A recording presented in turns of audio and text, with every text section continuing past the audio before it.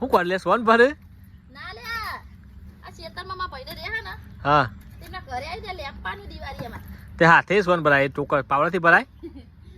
સોની અને બેઠા મેલવાનું નહીં કશું એવું કશું ના આવે બકા માથે માથે મેલવાનું ઓ મેલું તો પણ લેપાનું તો ખેતરમાં જો વગડામ કરે હા તો લેપાનું અને મસ્ત લેપી નામાં દેશી પ્લાસ્ટર કરવાનું છે ગાઈસ મને આવડે પ્લાસ્ટર કરતી તારે હું નાતરું આવડે